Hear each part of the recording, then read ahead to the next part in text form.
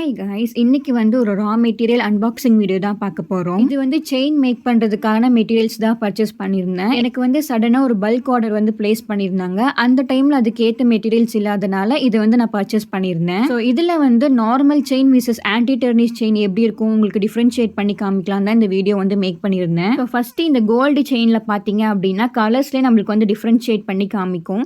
இது வந்து ஆன்டி டர்னிஷ், இது வந்து நார்மல் செயின். குவாலிட்டி வைஸ் பார்த்தோம்னா நார்மல் ஆன்டி டர்னிஷ் தென் ஸ்டெயின்லெஸ் ஸ்டீல் வந்து ஒரு குவாலிட்டி இருக்கும். அது வந்து ரெடிமேட் ப்ராடக்ட்ஸ்ல வந்து இன்க்ளூட் ஆகும். இப்போ நம்ம ஹேண்ட்மேடுக்கு யூஸ் பண்றதுனால நான் எப்பவுமே ஆன்டி டர்னிஷ் தான் யூஸ் பண்ணுவேன். நார்மல்னா ரொம்பவே சீக்கிரமா கருத்து போயிடும். ஆன்டி டர்னிஷ் கருத்து போகாதா அப்படின்னு கேட்டீங்கன்னா அப்படி சொல்ல முடியாது. நம்மளோட யூசேஜ் பொறுத்து தான். நம்ம இந்த தண்ணி படாம பார்த்தோம் அப்படின்னா ப்ராடக்ட் வந்து நம்மளுக்கு லாங் லைஃபா இருக்கும். நான் வந்து ஹூக்லயுமே ஆன்டி டர்னிஷ் தான் வாங்கியிருந்தேன். இதுலயுமே உங்களுக்கு வந்து கலர் டிஃபரன்ஸ் தெரியும். செயின் மட்டும் ஆன்டி டர்னிஷ் இல்லாம அதுக்கு யூஸ் பண்ற ப்ராடக்ட் எல்லாமே ஆன்டி டர்னிஷா இருந்தா தான் நல்லா இருக்கும். ஜம்ப்ரிங் கூட ஆன்டி டர்னிஷ்ல தான் பர்ச்சேஸ் பண்ணியிருந்தேன். அதுவுமே உங்களுக்கு காமிக்கிறேன். இது வந்து மெட்டல் டைப்ல கொடுத்திருந்தாங்க. அது ஹேண்டில் பண்ணவே கொஞ்சம் டைட்டா இருந்தது. வெயிட்டுமே நல்லா இருந்துச்சு. ப்ராடக்ட்ஸ் வாங்குறவங்க எல்லாருக்குமே ஒரு கிளாரிஃபை கிடைக்கும்னு நினைக்கிறேன். இந்த பல்க் ஆர்டர்ல என்னென்ன மேக் பண்ணியிருந்தேன் நெக்ஸ்ட் வீடியோ பார்க்கலாம். பாய்.